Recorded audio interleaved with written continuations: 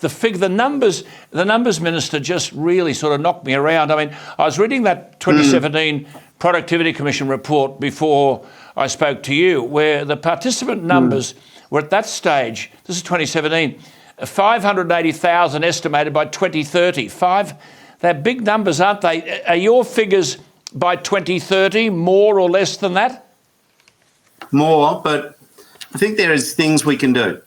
But let's talk about reform in this country, and that's something which you talk about, a lot of your viewers talk about, people talk about generally. Is reform too hard? And I don't think it is.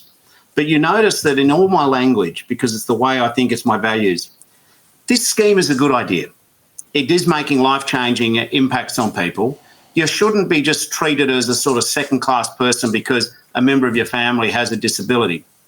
But what we need to do is, if we can convince people with disability that our changes are not about whacking them over the head with a sort of policy club and saying, just have cop, the basic services and just put up with your lot in life.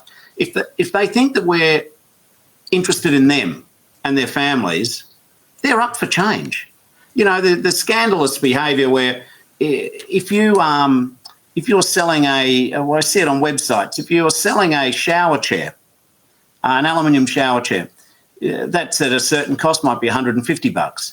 But then when you put the word NDIS in front of it, it's then $600. Yes, that's right. We've got to stop this notion that people with the NDIS are there to subsidise putting the veranda around the beach house for the service provider. How do you manage when you go into the Expenditure Review Committee or even into a full cabinet meeting, and you're trying to persuade people that the costs of this scheme over the next decade will have a significant impact on our economy? I see the budget forecast say the NDIS will increase gross debt by 3.3 percentage points of GDP by 2030. Now, last year you created this fraud task force, 137 million. How are you going with that? Because the incidence of fraud is shameful, isn't it? Crooks and all of these people taking money. Well, just on the macro. Yep.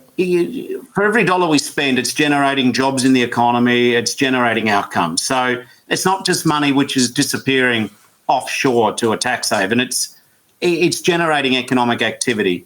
But going to your issue about fraud, some of your viewers would say this about the previous government, but they had no padlock on the back door of the scheme. In fact, there was no back door, there was no back wall. It was help yourself time.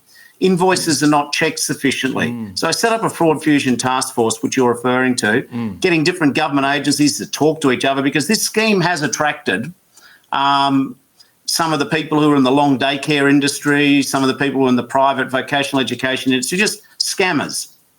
And so what we've done for the first time is invested resources into checking the invoices, into, in an industrial way, into getting departments to talk to departments to compare director numbers and their ABNs, and we can find out the shonks, but with the effort hadn't been put in the past. We've now got 39 active investigations. We're now actively looking at payments covering nearly $1 billion.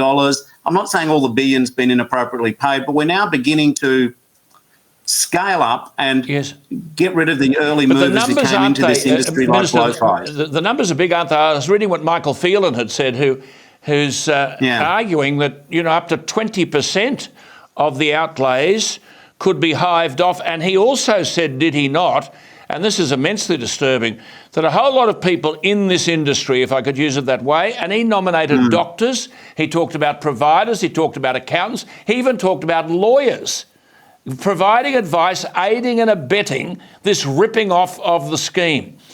Are you convinced that you've got structures in place that is preventing that or will prevent it?